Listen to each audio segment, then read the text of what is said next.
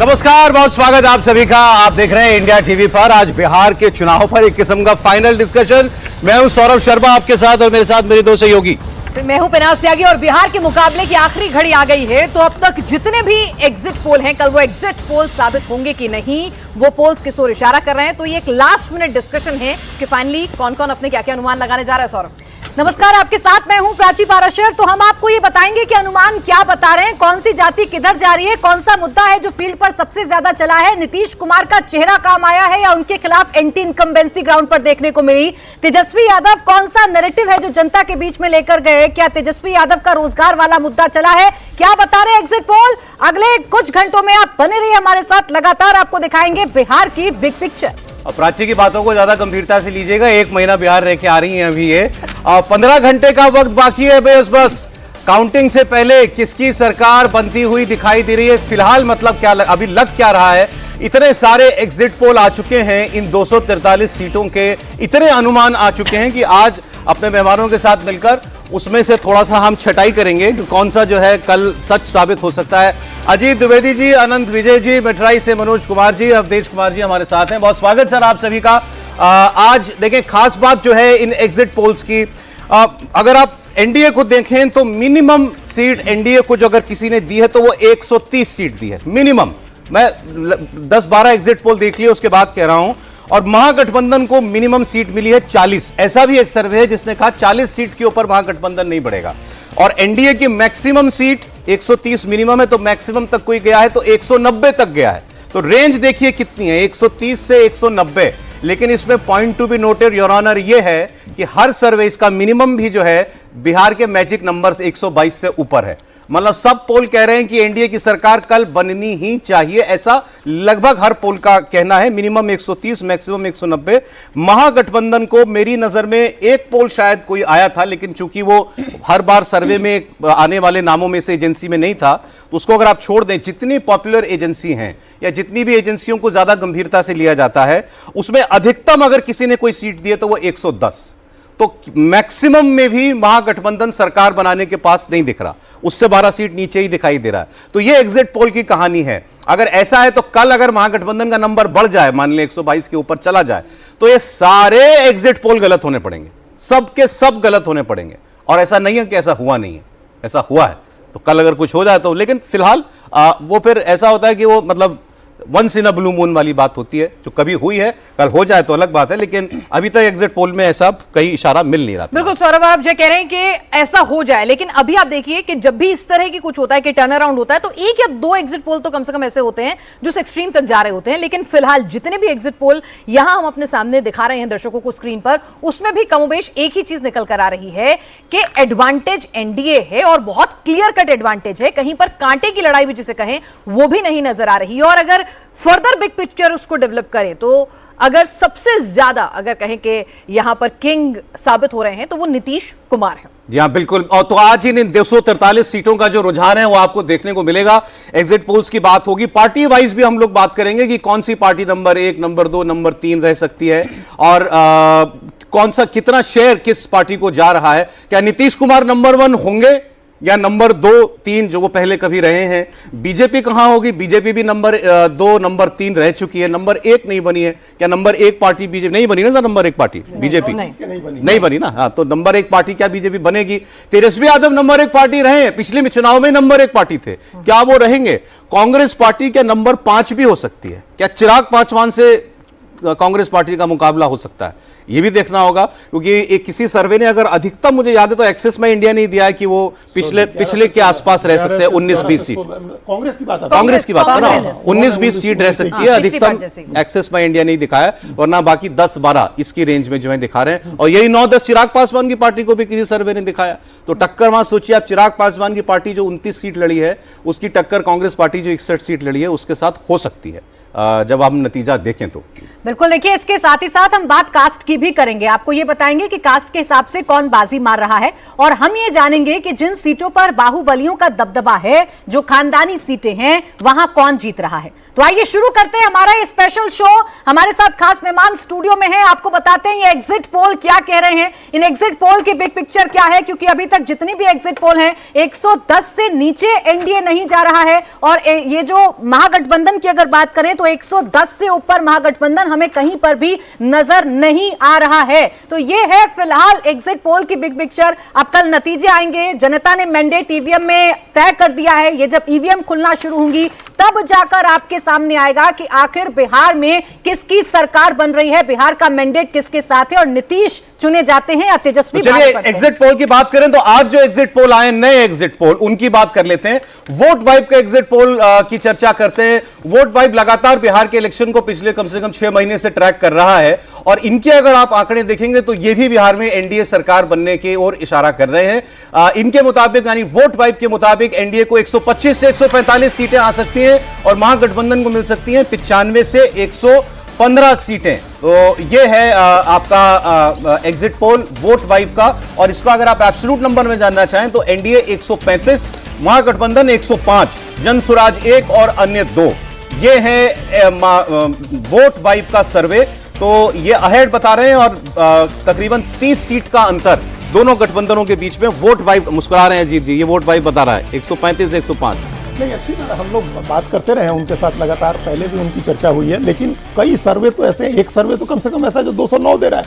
आपने तो 190 की ही बात कही, एनडीए को 209 भी दे रहा है एक एग्जिट पोल जो है।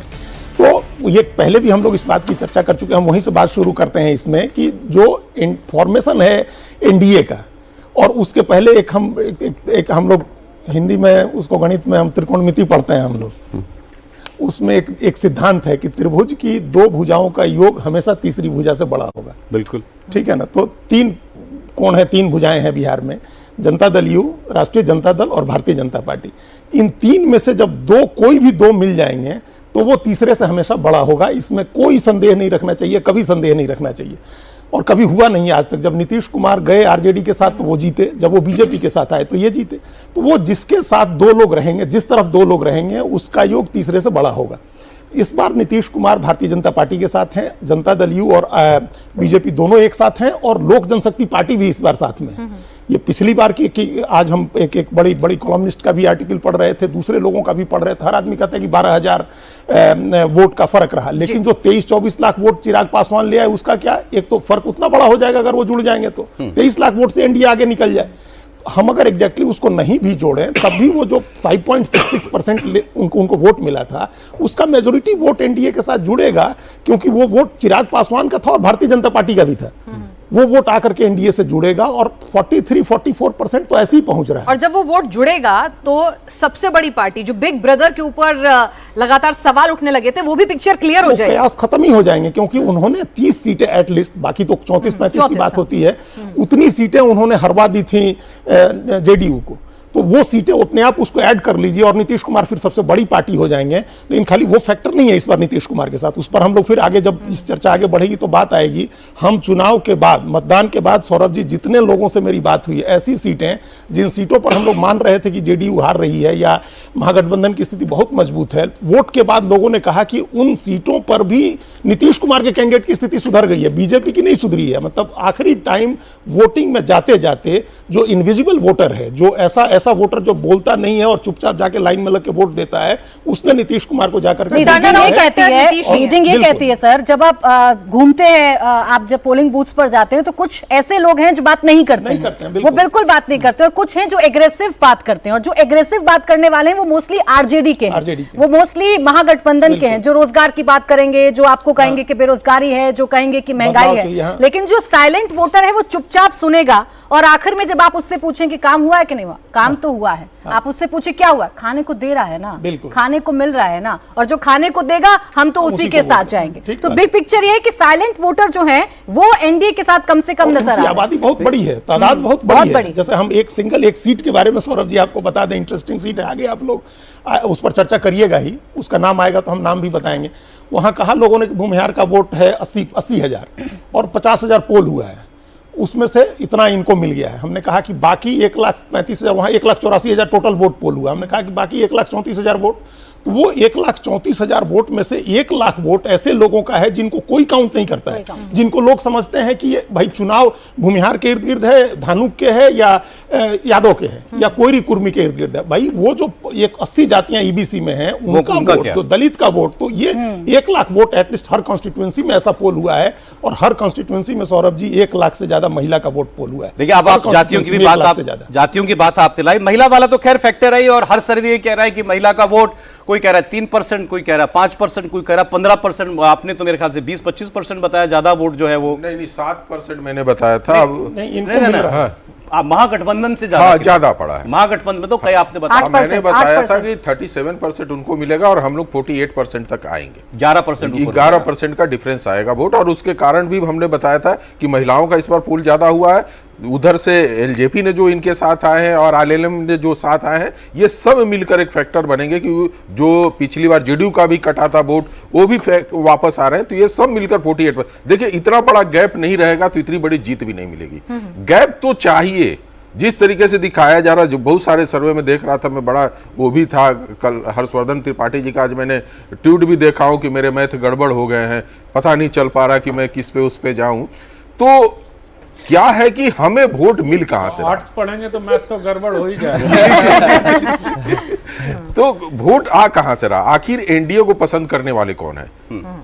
तो मुझे कोई नहीं मिला ये बताए कि आरजेडी के साथ ऐड कौन सा वोट हुआ। अच्छा सर, वो अब एनडीए के साथ ऐड का एक एक करके अभी आपके सर्वे पे तो आना ही पड़ेगा, आएंगे ही, उसमें तो बात करेंगे ही। मैं वोट वाइब के सर्वे की चूंकि हम लोग बात कर रहे थे, अजीत जी ने जो बातें कही, देखिए उसमें 2-3 चीजें जो हैं वो अटल सत्य हैं बिहार के। जैसे आपने कहा जहां नीतीश कुमार गए वो गठबंधन कभी नहीं आ रहा, तो अगर कल मतलब 14 तारीख को काउंटिंग के बाद अगर महागठबंधन जीतेगा तो ये भी एक बिहार के चुनाव में एक रिकॉर्ड होगा पिछले 20 साल का कि नीतीश जहां नहीं था वो जीत गया। अभी आज तक ऐसा नहीं हुआ है, पहली बात तो ये। और उसमें कौन कौन वोट जुड़ेगा वो उन्होंने बता दिया। दूसरा महिला वोट वाली बात थी कि महिला वोट जहां जुड़ेगा, जहां पिछली बार जो चिराग पासवान नहीं थे वो वोट जहां जुड़ेगा, उसके बावजूद कोई उलटफेर हो जाना, तो इसके लिए बहुत सी चीजों को गलत होना पड़ेगा। इसके लिए मतलब सारी रीडिंग ही बिहार की चुनाव की उल्टे सर के बल आनी पड़ेगी, तब जाके वो बात सत्य होती दिखती है। अब vote share, vote vibe seat दे रहा है 135 से 105। वोट शेयर देखिए कितना अंतर बता रहे हैं ये। एनडीए को बता रहे हैं 45.3% और महागठबंधन को बता रहे हैं 41.9, 3.5% वोट का अंतर। वोट सर 3.5 का गैप, 3.5% का गैप, और सीट में 30 सीट का गैप, ये ऐड होता है दोनों। हाँ, मोटे तौर पर इतना ही होता है, क्योंकि मुझे लगता है कि जब तक आप 6% वोट शेयर का अंतर नहीं होता है तब तक लैंडस्लाइड नहीं हो सकता है। आप पुराना इतिहास उठा के देख लीजिए तो जहां जहां 6% का गैप हुआ है, मतलब इनकम्बेंट पार्टीज में और जो उनके विरोधी पार्टी है, उसके आधार पर ही लैंडस्लाइड होता है। तो मुझे ये लगता है कि सबसे पहले सौरभ जी हम लोगों को चुनाव आयोग के बारे में थोड़ी सी बात करनी चाहिए, क्योंकि चुनाव आयोग ने इतना शानदार चुनाव कराया है बिहार के इतिहास में। अजीत जी बैठे हैं यहाँ, अवधेश जी भी हैं, पहली बार कोई रीपोलिंग नहीं हुआ है किसी बूथ। बिल्कुल, ये बहुत बड़ी बात है और इसको देश की जनता को बताना चाहिए, क्योंकि हम तमाम लोग चुनाव आयोग पर हमलावर रहते हैं कि इसने ये बेईमानी कर दी, इसने ये चोरी कर लिया, ज्ञानेश गुप्ता हो गए। तो आज अवसर है कम से कम चुनाव आयोग को इस बात के लिए बधाई दी जानी चाहिए कि उसने बिहार जैसे डिफिकल्ट स्टेट में, डिफिकल्ट में जानबूझ के कह रहा हूं क्योंकि वहां बाहुबली बहुत लड़ते हैं, और एक भी बूथ पर रीपोलिंग का आदेश नहीं हुआ। और जो लोग सेशन की बात लेकिन आनंद जी ऐसा लगता नहीं कि बधाई कुछ मिलेगी, क्योंकि अगर यही एग्जिट पोल एग्जैक्ट पोल में तब्दील होते हैं तो फिर सर से लेकर ईवीएम सब कुछ फिर से पिटारे से निकलेगा, फिर से आरोप प्रत्यारोप जो है निकल कर आएंगे। और पिनाक जी, उसके संकेत तो मिलने लगे हैं। आप याद करिए लोकसभा चुनाव के पहले जयराम रमेश जी का बयान, और आप याद करिए कल तेजस्वी जी का बयान क्या कह रहे हैं। दोनों ने अफसरों की बात की है कि ये जो माहौल बनाया जा रहा है ये सिर्फ अफसरों को अर्दब में लेने का माहौल बनाया जा रहा है कि इसके एग्जिट पोल के नतीजों के आधार पर आप लोग दबाव में आ जाइए। यही जयराम रमेश जी ने कहा था कि सारे अफसर को फोन करके कहा जा रहा है, गृह मंत्री फोन कर रहे हैं और ये कर रहे हैं वो कर रहे हैं। तो ये कि अफसरों की लड़ाई नहीं है, इन नेताओं को समझना पड़ेगा। ये जनता की लड़ाई है, ये वोट की लड़ाई है। अफसर कुछ नहीं कर सकते, 2-4 सीटों का इधर उधर कर सकते हैं, मैं मानता हूं इस बात को, लेकिन जनता ही अगर आपके पक्ष में नहीं है। अब आप बताइए, मुझे तो हैरानी हो रही है कि कांग्रेस पार्टी और चिराग पासवान की पार्टी में तुलना हो रही है। 29 और 61, 118 साल की पार्टी और बड़ी मुश्किल से अभी 2, 2.5, 3, 4, 5 साल की पार्टी। तो ये तो कांग्रेस पार्टी के लिए और 139 आरजेडी आप लोग 118 कर दिया आप लोग पूछ रहे हैं ना सर, आप लोग पूछ रहे हैं कि कौन क्या ऐड हुआ। अरे जब महागठबंधन की बात करिए तो पूछिए कि लंगड़ा घोड़ा कौन है उसमें। नहीं, वो तो सभी को मालूम है ना। कांग्रेस पार्टी ने पिछली बार भी डुबाया था, इस बार भी अगर आरजेडी को पीछे खींचेगी तो कांग्रेस पार्टी ही खींचेगी। ठीक है। कहाँ है राहुल गांधी पता है आपको? मैंने सर वो एक देश का नाम वो भूल रहा हूं, मैं आया था, मतलब देश में है कि नहीं है? मस्कट, देश किसी ने कहा मस्कट, पता नहीं भाई, मैं तो ये जानना चाहता हूं कि कहां है विपक्ष के नहीं, नेता। लेकिन जो बात पिनास कह रही थी ना सर, मुझे लगता है वो उसको हमने उतनी सीरियसली नहीं लिया, क्योंकि मैंने आज 3 स्टेटमेंट ऐसे देखे हैं। ये सब एग्जिट पोल से जुड़ी हुई बात मैं आपको बता रहा हूं। तेजस्वी यादव ने कहा वो अधिकारी को दबाव में लेने के लिए एग्जिट पोल हो रहा है, अरे हम तो गोली भी खा लेंगे लेकिन पीछे नहीं हटेंगे। दिग्विजय सिंह का स्टेटमेंट है कि मैंने चुनाव जाके देखा, कांटे का मुकाबला है, लेकिन अगर इतनी सीटों से ज्यादा भाजपा को आ जाती है तो मतलब ईवीएम में और वोटर लिस्ट में गड़बड़ी हुई। और पप्पू यादव का स्टेटमेंट नहीं सुना आपने? पप्पू यादव ने कहा अरे जी के क्या करेंगे, अगर अधिकारी लुट जाएगा तो गोली खा लेंगे इस बार।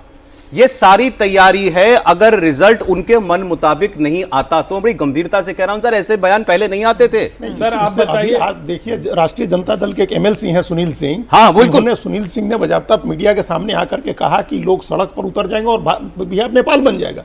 ये बात उन्होंने कही, आज कही बिहार किसी चुनाव से पहले ऐसा नहीं होता था। उन्होंने ये भी कहा है कि या तो अधिकारी बाहर आएंगे या हमारे जो है लोग बाहर आएंगे, दो में से कोई एक ही बाहर आएगा। तो देखिए एक भयानक परिस्थिति निश्चित रूप से जिस जंगल राज की छाप वो हटा नहीं पा रहे हैं, फिर उसी की धमकी दे रहे हैं। नहीं, ये तो जंगल राज में तो इतना था कि कोई भी कुछ कर लेता था। जंगल राज का मतलब था कि कानून व्यवस्था नहीं है। किसी को किसी टीचर के बच्चे से 10,000 रुपया चाहिए तो उसके बच्चे को उठा लिया कि 10,000 दो तो छोड़ देंगे। यहां तो यह है कि भाई हम शक्तिशाली हैं, हम विपक्ष में भी हैं, हमारे पास ताकत है, तो उसकी बदौलत हम चुनाव को छीनने की कोशिश करेंगे। वोट चोरी के बदले यह है कि वोट छीनने की, परिणाम छीनने की कोशिश करेंगे। यह धमकी वही कहा जा रहा है, क्योंकि आपने वहां देखा है, जो मैं तो अभी इसको बोल रहा था कि किसी सर्वे से ज्यादा तो 5 लाख से ज्यादा तुम्हारा लोगों से कांटेक्ट हुआ है, जितने लोगों से तुम गए हो। कल आ गए 130 140 जो भी मान लिया एनडीए को आ गए, एनडीए जीत गया, आपके हिसाब से क्या होगा? नहीं देखिए, आपके हिसाब, मेरे हिसाब से ये कुछ नहीं कर पाएंगे, क्योंकि जनता के विरुद्ध जाने का मतलब है कि आगे के चुनाव भी अपने को रिजेक्ट करवाने के लिए पूरी तरह तैयार होना, क्योंकि लोगों ने जाकर के वोट दिया है। और आनंद जी ने अच्छी, मेरे भी ध्यान में नहीं था कि जब किसी विपक्ष ने भी नहीं कहा कि यहां गलत पोलिंग हुआ है, यहां आप रीपोलिंग कराइए, या एसआईआर के समय मतलब 10,000 लोग भी निकल के नहीं आए कि 10 लोग भी नहीं आए कि हमारा नाम काटा गया है, इसका मतलब लोग साइलेंटली जो है आराम से वोट दे रहे थे। तो बिहार में एक भय का वातावरण बनाने की कोशिश जो हुई है, और उसके पहले से ये तैयारी चल रही थी राहुल जी की, और बाहर गए हैं तो सारी शक्ति लेके आएंगे, उसके बाद एक हाइड्रोजन बम आने वाला। एक चीज और अवधेश जी की बात में हम ऐड करें, जो आज किया है राष्ट्रीय जनता दल ने, आज राष्ट्रीय जनता दल ने एक अधिकारियों की सूची जारी की है, और ये उन अधिकारियों की सूची है जिसमें कहा गया कि ये वो अधिकारी हैं जिनके रहते पिछले चुनाव में कम वोटों के अंतर से जीत हार का फैसला हुआ, और एनडीए के लोग जीते इन अधिकारियों के रहते।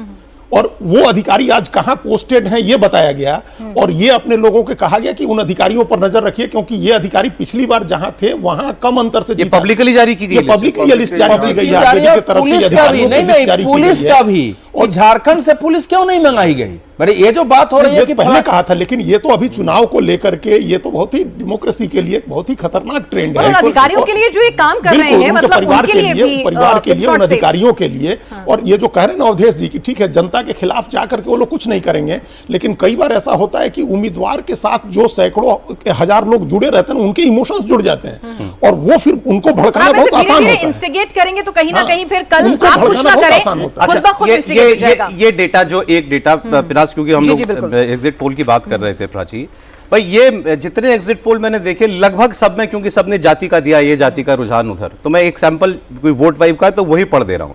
अगर हर कोई यही बता रहा है तो ये बात जो चुनाव लड़ रही पार्टी उसको तो पता ही होगा ना कि मुझे कौन वोट दे रहा है, कौन नहीं दे रहा। अब वोट वाइब कह रहा है सवर्ण वोट 64% एनडीए, 18.5% महागठबंधन, 8.5% जनसुराज। माना जा सकता है जनसुराज को भी कुछ, क्योंकि वो दिखा रहे हैं। यादव वोट दिखा रहे हैं 74.5% महागठबंधन, 19.5% एनडीए।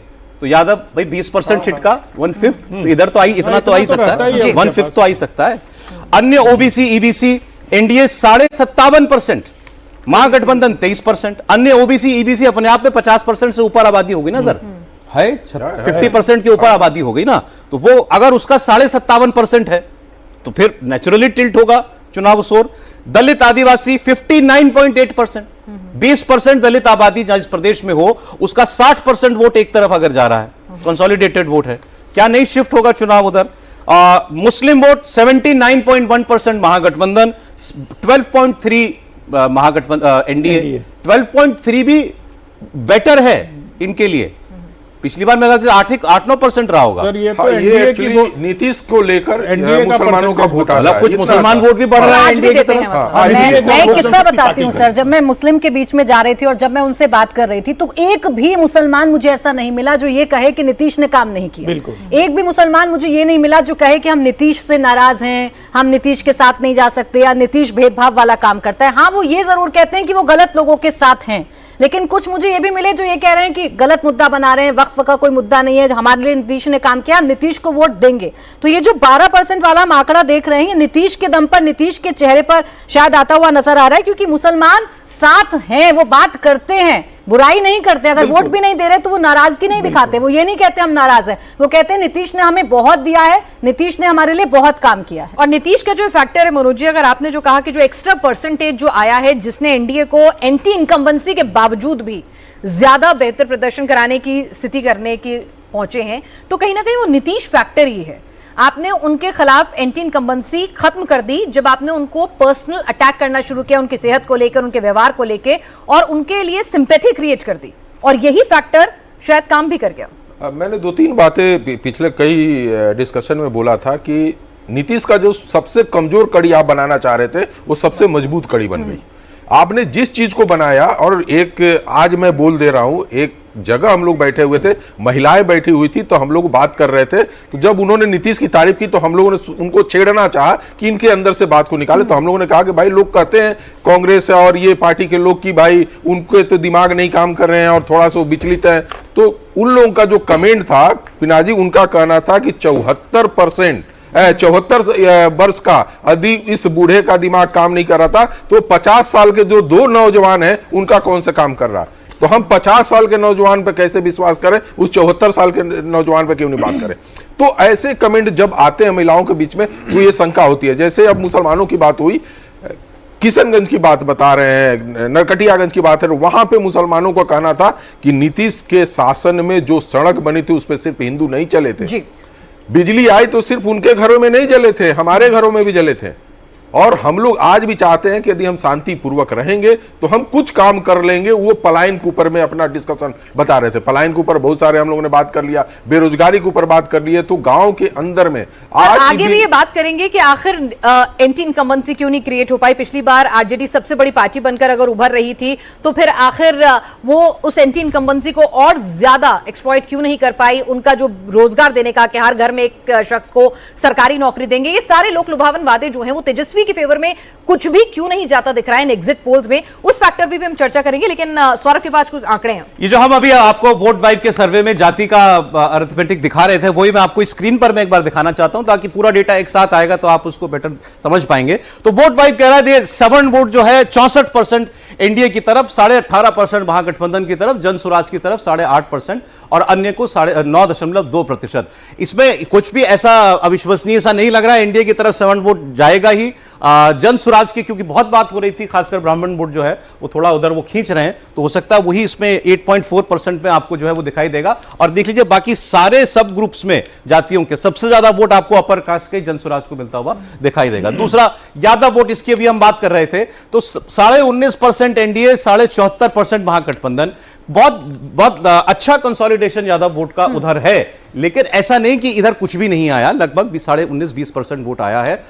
इसके अलावा अगला ग्रुप अन्य ओबीसी ईबीसी, मतलब गैर यादव ओबीसी और ईबीसी, इसमें 57.5% एनडीए की तरफ जाता हुआ दिखता है। 23.2% महागठबंधन को जाता हुआ दिखाई दे रहा है। अब इसमें चूंकि बाकी सब छोटी छोटी गोलबंदियां करने की कोशिश की थी, मुकेश साहनी को भी लेकर के आए थे, आईआईपी गुप्ता जी वाली जो पार्टी है, वो सब के बावजूद आप देख रहे हैं दुगने से ज्यादा का अंतर है। अब ये 50% से ज्यादा आबादी वाले वोट वर्ग की बात मैं कर रहा हूं मदन जी, उसमें दुगने का अंतर है, 57.5% उधर और उधर 23% मात्र। इसके बाद दलित आदिवासी देखिए, दलित 20% है, आदिवासी कम है। लगभग 60% वोट एनडीए को जा रहा है दलित और आदिवासियों का, महागठबंधन को लगभग 32% का वोट। मुस्लिम आबादी का कंसोलिडेशन लगभग यादवों जैसा ही है महागठबंधन के पक्ष में 79%, इधर 12.3%। पिछली बार से कुछ बेहतरी जो अभी बता रही थी आपको प्राची भी कि मुस्लिम समुदाय में भी कोई नाराजगी जैसा नीतीश कुमार के लिए नहीं है, बट ठीक है वो वहां बीजेपी की वजह से उधर नहीं जा सकते, लेकिन कुछ एंटी पर से कहने के लिए नीतीश कुमार के लिए उनको भी नहीं मिलता है। तो ये कहानी है वोट वाइब में, जो उन्होंने अलग अलग सामाजिक वर्गों का रुझान जो है वो देखा। इसमें कोई भी चीज अगर आपको अविश्वसनीय, अनबिलीवेबल लग रही हो या कि ये हजम नहीं होता तो बताइए। नहीं, मुझे तो लगता है सौरभ जी की एकदम बिल्कुल विश्वसनीय है, और जो बिहार को जानता है और जो बिहार के पैटर्न को जानता है, जैसे आप यादव का देख लीजिए, एकदम मतलब जिसको कहते हैं झुआ भर के आरजेडी को वोट दे दिया उन्होंने, और आरजेडी मतलब महागठबंधन। दूसरी तरफ आप सवर्णों का देख लीजिए, जिस अनुपात में यादवों ने 74% दिया है उनको, उस अनुपात में अगर सवर्णों को देखें तो 64% दिया, क्योंकि इस बार बात की जा रही थी कि कुछ भूमिहारों का मत और कुछ ब्राह्मणों का मत दूसरी पार्टियों को गया है, तो वो भी यहाँ रिफ्लेक्ट हो रहा है। इसलिए मुझे लगता है कि जो वोट परसेंट ये वोट वाइब वाले ने दिखाया है, मोटे तौर पर मोटा मोटी ठीक है। अब आगे आपको दिखाऊंगा एक्सेस बाय इंडिया का सर्वे, प्रदीप गुप्ता जी का भी थोड़ी देर में जुड़ेंगे हमारे साथ। लोग कह रहे हैं सर्वे के नाम पे थीसिस लिख दिया उन्होंने, इतनी डिटेलिंग है उस सर्वे में। इसमें ना ये जो वोट मैं जोड़ रहा हूँ, ये 35-36% से ज्यादा नहीं जाएगा महागठबंधन, अभी जो आपने दिखाया। वोट वाइब वाला कह रहे हैं आप? हाँ, वोट वाइब वाला दोबारा डाल दीजिए। अगर आप उसको ठीक से निकालिए जातियों के आधार पर, तो ये 35-36% तक जाता है, 41 नहीं जा रहा। किसमें ये जैसे आप कह रहे हैं ओवरऑल जो टोटल आप अगर ध्यान से देखें तो मान लीजिए 14% जैसे आप यादव है, तो 14% से 80% गया है, तो 11-11.5% ये हो गया। मुसलमानों में से 80% चला गया, तो 17 में से 80 घटा दिया तो करीब करीब 13-13.5% हो गया। उसके बाद सब मिला लीजिए तो ये 34-35-36% से ऊपर वोट नहीं जा रहा है। 41%। उतना एडअप नहीं होता। ये उन्होंने कैसे जोड़ा है, क्योंकि आप कास्ट के जो जितनी संख्या है जनसंख्या, उसके आधार पर नहीं। दलित का भी 31% उनको वोट मिल रहा है, और अन्य ओबीसी का जो 37-38% का ब्लॉक है उसमें भी 23% मिल रहा है, 1/4 उसमें भी मिल रहा है। कितना है ये भाई? 37% तो आबादी के अनुपात में देखना पड़ेगा। आबादी के अनुपात में भी बहुत, तो अन्य ओबीसी तो 36 महागठबंधन के लिए यही तो कहते हैं ना सर कि 32% से इनकी गाड़ी स्टार्ट होती है, क्योंकि एमवाई को अगर मिला दें तो ये 32%। डेटा नजर आ रहा है वो उसमें कास्ट का जो प्रोपोर्शन है उस हिसाब से शायद उसी हिसाब से डेटा है, और इसीलिए आपका जो कैलकुलेट होकर जो आ रहा है वो सेम नहीं आ पा रहा। अन्य ओबीसी और ईबीसी जो है ना, ये 36-37% का ब्लॉक है, उसमें भी 23%, 1/4 उसका भी है। तो आप देख लीजिए उसको टोटल आप जोड़ेंगे तो ये जो वोट परसेंट मेरे हिसाब से ये करीब अवधेश जी ये कह रहे हैं कि 7% जितना वोट वाइब बता रहा है वहां गठबंधन को, उतना एडअप नहीं हो रहा, उससे कम जो है आना चाहिए। नहीं, हो जाएगा क्योंकि अजीत जी आप इधर ही आ जाइए मेरे साथ, आपको मैं सर्वे की दुनिया की सैर कराता हूं। बताइए। अब अगला डाल दीजिए जी। अब क्योंकि वो एक्सेस माई इंडिया वाला सर्वे है, उसका भी आप, क्योंकि अभी हमने जाति का गणित देखा वोट वाइब का, तो उनका भी जाति का ही डाल देते हैं ताकि आप थोड़ा हम लोग कंपेयर कर पाएंगे। ये देखिए, अब ये आ गया एक्सेस माई इंडिया का कास्ट वाइज वोट प्रतिशत। दलित वोट आप देखिए, दलित वोट सही, इधर ही आ जाए मेरे पास, आप इधर ही आ जाइए। दलित वोट जो है ये बता रहे हैं एनडीए को 49%, महागठबंधन 29%। ये थोड़ा कम दिखा रहे हैं दलित वोट वाइब से कम दिखा रहे हैं, वोट वाइब से ज्यादा दिखाया था। पिछड़ा वोट देखिए, ये कह रहे हैं 63% एनडीए, महागठबंधन 19%। ये बल्कि और ज्यादा दिखा रहे हैं, ज्यादा दिखा रहे हैं, ये ज्यादा दिखा रहे हैं। यादव वोट दिखा रहे हैं महागठबंधन को 90%, इधर 6%, वो लगभग 20% दिखा रहे थे। तो एनडीए को ये कह रहे हैं यादव वोट उतना नहीं मिलेगा। नहीं, वो तो बहुत ही ज्यादा हो गया ना, 90% कंसोलिडेशन, ऑलमोस्ट। मुसलमानों से ज्यादा कंसोलिडेटेड। मुस्लिम वोट महागठबंधन को लगभग 79% है, इधर 8% है, और यादव वोट वो कह रहे हैं 90% महागठबंधन को जाएगा। सही कह रहे हैं सर। तो आप सहमत हैं? नहीं, ये मतलब हम लोग इस पर चर्चा कर चुके हैं। हम लोग कल ये हम लोग के सामने आया था, जब हम लोग शाम का आपके साथ बात कर रहे थे, तो ये 90% का हम लोगों ने आंकड़ा देखा था कि यादव कंसोलिडेशन। इस बार क्या 2 तरह का कंसोलिडेशन हुआ बिहार के चुनाव में, और ये हम लोग वहां घूमते हुए भी हम लोगों ने इस बात को महसूस किया।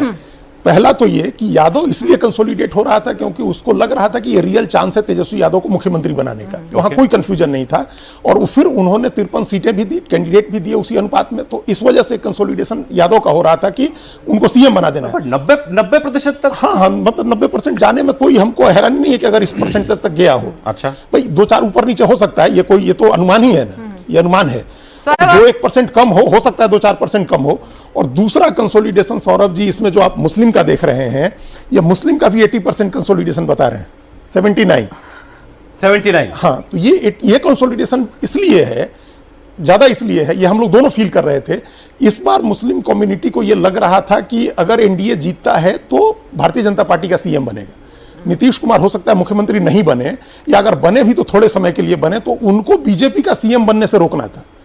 तो ये जो मुस्लिम कंसोलिडेशन इतना इस मात्रा में दिख रहा है 79%, वो बीजेपी का सीएम रोकने के लिए दिख रहा है, और 90% यादव का जो दिख रहा है आपके हिसाब से दो परिस्थिति कौन सी है दोनों में से, या इनके कोई बीच की है? पिछला सर्वे ये कह रहा है कि यादव और मुसलमान भी कुछ हद तक वोट करेगा एनडीए को नीतीश कुमार के नाम पर, ये कह रहे हैं बिल्कुल नहीं करेगा। नहीं, इसमें भी किया ही है ना, 8% मतलब पिछले जितना ही है ना ये तो। हाँ, तो वो इसलिए है क्योंकि इस बार मुसलमान कैंडिडेट भी तो कम कर दिया नीतीश कुमार ने। पिछली बार 11 मुस्लिम कैंडिडेट थे, इस बार 4 थे और सब हार गए। इस बार उन्होंने 4 मुस्लिम कैंडिडेट दिए। तो जब मुस्लिम कैंडिडेट होता है और मुस्लिम बहुल इलाकों में होता है तो उसको अपने आप वोट मिलता है, उस वजह से ये कम हुआ। ओबीसी, इसमें यादव नहीं, ओबीसी में पिछड़ा जो है वो अलग है, अति पिछड़ा अलग है। हाँ, गैर यादव है 63%। ये पिछड़ा जो है, ये पिछड़ा है, इसमें कोयरी कुर्मी है मेनली, जो नीतीश कुमार की जाति है, सम्राट चौधरी की जाति है। ये कोयरी कुर्मी और ये दोनों मिलाकर के 7.5% के करीब है, 8% के करीब। और उसके अलावा एक छोटा सा हिस्सा है वैश्य का, जो पिछड़े में जुड़ता है, जो बाकी वैश्य अति पिछड़े में है। तो ये जो पिछड़ा का वोट है 9-10%, उसका 63% बता रहे हैं। ये कुल मिला के 9-10% ही होगा, ये ज्यादा होना चाहिए है। वो जो एकदम कमिटेड कास्ट था, इस बार कोयरी और कुर्मी, कुशवाहा और जो कुर्मी है, ये बिल्कुल टूटा नहीं है इस बार इसका कंसोलिडेशन ज्यादा था, क्योंकि 2 ही चेहरे। मैं जानना चाह रहा हूं, जिसको ये पिछड़ा, जहां जो ये लिख रहे हैं गैर यादव, ये ओबीसी का टोटल आबादी में कितना प्रतिशत? 10% है। 10%। फिर अति पिछड़ा का कह रहे हैं 58%। हाँ, अति पिछड़ा का ये 58% कह रहे हैं। मुसलमान अलग निकाल के अगर कह रहे हैं, अलग निकाल तो ये अति पिछड़ा 26% है। 26% आबादी का 56% है, तो हिंदू अति पिछड़ा के 26% का 58%। ये थोड़ा कम लग रहा है हमको यहाँ, ये वोट ज्यादा होना चाहिए है। अति पिछड़ा का वोट भी इस बार ज्यादा पोलराइज हुआ है। जिस तरह से पिछड़ा कह रहे हैं ना, कोयरी कुर्मी पिछड़ा में है, वो जिस तरह से एनडीए के साथ पोलराइज हुआ, उसी तरह से अति पिछड़ा को। ईबीसी की कौन सी जातियां, अगर आप कुछ मुझे बता पाए? जैसे सबसे बड़ी जाति ईबीसी में जो 3 ही जाति है जिसकी आबादी 2% से ज्यादा है, जिसमें एक तो मल्लाह है, जिसको लेकर के इंडिया ब्लॉक में इतनी मारामारी हुई 2.86% का। उसके अलावा जो एक बड़ी जाति है वो लगभग 2.5-3% है, धानुक है। वो लगभग पूरी तरह से नीतीश कुमार के साथ होता है धानुक। तो 2 ही 3 जातियां हैं जो 2% से ज्यादा हैं। बाकी सारी जातियां जो हैं वो बहुत ही छोटी हैं, मतलब टोटल 5 लाख, 10 लाख, 12, 80 जातियां हैं, 80 जातियां हैं। तो उसमें 2 ही या 3 जाति है जो 2% से ज्यादा है। लेकिन ये सभी by and large Nitish Kumar Nitish Kumar के साथ जाते हैं। और एक डिजाइन के तहत नीतीश कुमार ने जाति गणना करके और इतना फ्रेगमेंटेशन कास्ट का जो किया है, वो इसके लिए किया है कि उसका नेता इमर्ज नहीं हो सका। उसमें एक तांती तत्मा के नेता आईपी गुप्ता इमर्ज हुए और एक मल्लाह के नेता मुकेश सहनी इमर्ज हुए। बाकी सबके नेता नीतीश कुमार है या नरेंद्र मोदी है। नरेंद्र मोदी की आइडेंटिटी यहां हम हमेशा अति पिछड़ा में इसलिए ले आते हैं क्योंकि बिहार में ये एक प्रचार के तहत बताया गया कि वो अति पिछड़ी जाति से आते हैं, तो वो आइडेंटिफाई करता है। और ये कुछ जिलों के हिसाब से हमने सीटें निकाली हैं, तो इनमें आप कुछ जो पॉइंट आउट आप करना चाहें? वाल्मीकि नगर, पश्चिमी चंपारण, पूर्वी चंपारण, शिवहर, सीतामढ़ी, मधुबनी, झंझारपुर, सुपौल, अररिया, किशनगंज। सारे जिलों के नाम है ऊपर। जैसे अब ये कोई इसमें वो डिजाइन नहीं दिख रहा है। अच्छा, जैसे यहाँ से शुरू होता है, ये पहली 1 नंबर कॉन्स्टिट्यूंसी वाल्मीकि नगर से होती है। अच्छा, ये नंबर वाइज है सब? तो ये उस तरह से नहीं है, वहां जाके खत्म हो जाएगा, फिर ये यहाँ रुक जाएगा, उसके आगे वो मिथिला हो गया और फिर उधर आपका सीमांचल हो गया। ठीक है, तो वैसा कोई डिजाइन इस लाइन से जब आप वर्टिकल देखिएगा तब आपको डिजाइन। चलिए यहां से शुरू करते हैं, किशनगंज से। ये सीमांचल का एरिया है। और इसमें जो ये किशनगंज है, इसकी ये सीटें हो गई आपकी बहादुरगंज, ठाकुरगंज, किशनगंज, कोचाधामन, अमौर और बायसी। ये 60%, 50% से ऊपर, 60% से ऊपर मुस्लिम आबादी वाली सीटें हैं। और ओवैसी की सीटें भी यही हैं। वैसी की सीटें भी इसी में है। ये अमौर सीट है जहां से उनके प्रदेश अध्यक्ष जो हैं अख्तरुल ईमान, वो अमौर से लड़ते हैं। ठीक है। तो वो पिछली बार जीते थे और बहुत ज्यादा वोट लेकर के जीते थे, उनको 91,000 वोट आया था। और लोकसभा चुनाव लड़े थे किशनगंज से, तो 3,09,000 वोट आया था।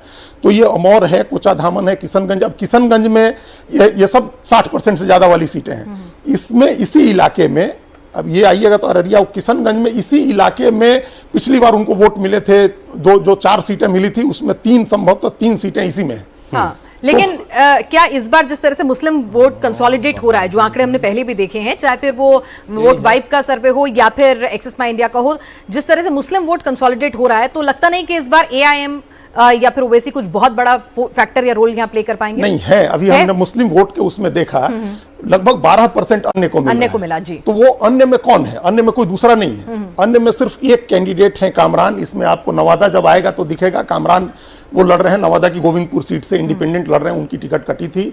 उनके अलावा दूसरा कोई मुस्लिम ऐसा नहीं है जो उस इलाके के बाहर, तो एमआईएम ही है मेनली जिसको वोट मिलेगा। वोट काटेगा या फिर इतना बड़ा अंतर? क्योंकि पिछली बार कई सीटें ऐसी थी जहां 1000, 2000, 3000, 5000, 10000 इस तरह के रेंज में आपने, ये बड़ा कंसोलिडेटेड है और वो उन्हीं सीटों पर उनका फोकस है। पिछली बार जिन सीटों पर जीते थे, और हम कह रहे हैं कि लोकसभा का चुनाव ज्यादा पोलराइजेशन का चुनाव था, नरेंद्र मोदी को रोकने का चुनाव था, उसमें जब किशनगंज लोकसभा सीट पर 3,09,000 वोट ले अख्तरुल ईमान, तो इस बार कोई ऐसा पोलराइजेशन नहीं है जो अख्तरुल ईमान को अमौर में या बायसी में या कोचा धामन में उनके कैंडिडेट को वोट मिलने से रोक दे। वहां 3 कैंडिडेट मुस्लिम ही, अब किशनगंज एक छोड़ दिए जहां स्वीटी सिंह लड़ रही हैं बीजेपी से, तो बाकी सब जगह कैंडिडेट आपको हिंदू ही मिल जाएंगे, मुस्लिम ही मिल जाएंगे, तो कोई दिक्कत नहीं है किसी को वोट देने में।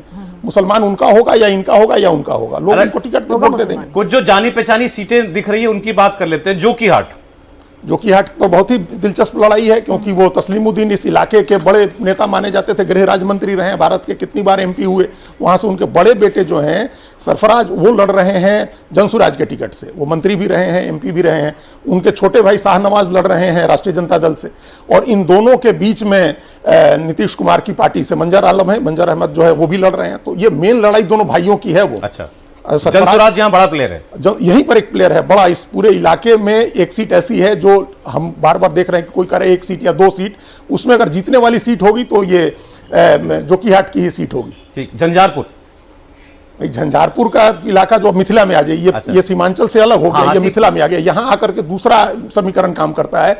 और यहाँ नीतीश कुमार का जो अति पिछड़ा का समीकरण है, वो समीकरण झंझारपुर में काम करता है। यहाँ मुस्लिम वोट का वो उतना महत्वपूर्ण नहीं होगा। मुस्लिम एक ढाका सीट सुनी लग रही है बहुत इस चुनाव में, ढाका किधर? अच्छा, यहाँ शिवहर में। जी हाँ, ये जिला पूर्वी चंपारण है।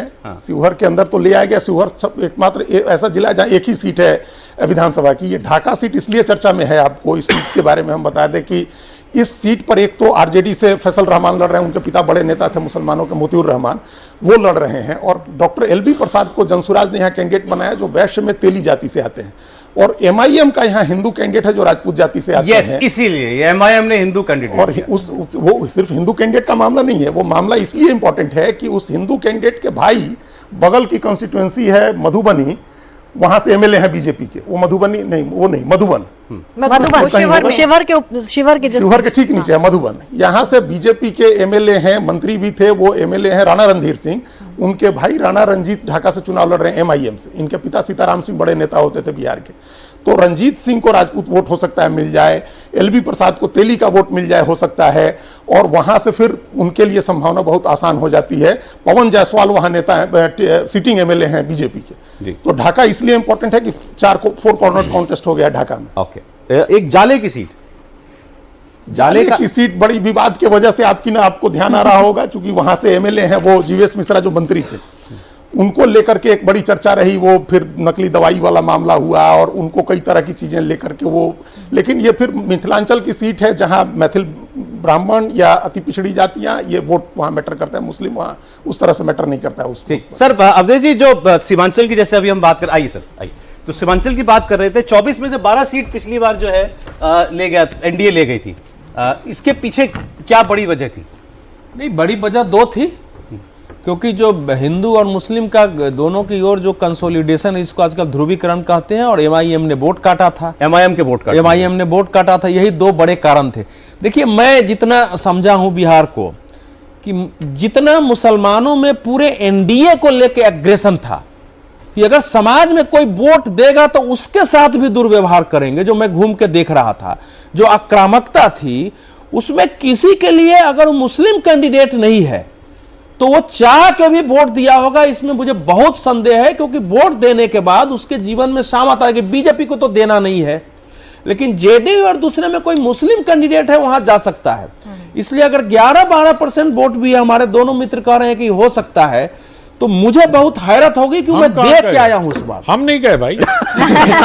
11-12% बड़े मैं देख रहा था कि जहां नाम लीजिए, पहले तो नॉर्मल बात होती थी, वहां इतने हमलावर हो जाते थे सब। मेरे ख्याल से प्राची और दोनों ये लोग भी इसको बताएंगे। सीट दीजिएगा 4। मेरे सामने बिल्कुल स्पष्ट था कि इस बार मुस्लिम वोट वन साइडेड मेजॉरिटी जाएगा, उसमें कहीं कोई नहीं है। एमआईएम को भी इस बार हो सकता है। ये वैसे कुछ ये सब जो बता रहे हैं इस बार मुझे नहीं लगता एक निराशा थी जो मुस्लिमों में जो एक चर्चा थी, एक निराशा इस बात को लेकर थी जो चर्चा शुरू में हुई, बाद में हालांकि धीरे धीरे करके वो खत्म हो गई। वो चर्चा इसी बात को लेकर थी जो ओवैसी ने कहा कि भाई हम 18% वाले हमें दरी बिछाने के लिए रखा जाएगा क्या। कुछ मुसलमान इस बात की चर्चा करते नजर आए, लेकिन वो वोट उधर देना चाहते हैं जो बीजेपी को हराए, और वो ताकत सिर्फ उन्हें महागठबंधन में नजर आती है। वो उन्हें ताकत जो है वो एआईएमआईएम में नजर नहीं आती है, इसीलिए वो कंसोलिडेट हो रहा है। और इसका दूसरा परिणाम है कि किशनगंज और पूर्णिया में जहां मुस्लिम बहुल क्षेत्र में दलित हैं या आदिवासी है, जनजाति है, उनके सामने भी कठिनाई पैदा हुई होगी।